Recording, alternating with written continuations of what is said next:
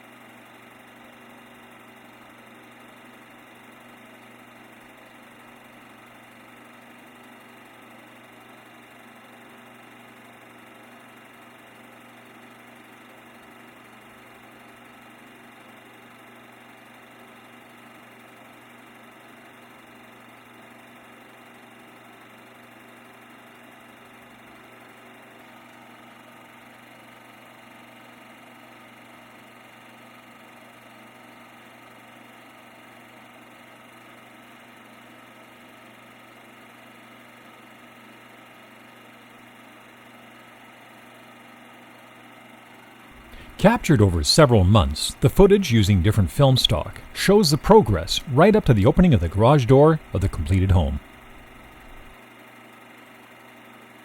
Thank you to all my Patreon supporters, members, donors, and subscribers. It's a pleasure producing these fascinating little vignettes for you. If you really enjoyed it, hit the thanks button, as this will contribute to the 4K film scanner that arrives this December.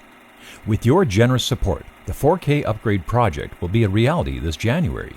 Have a great day, be kind, and we'll see you again next time on Real Life.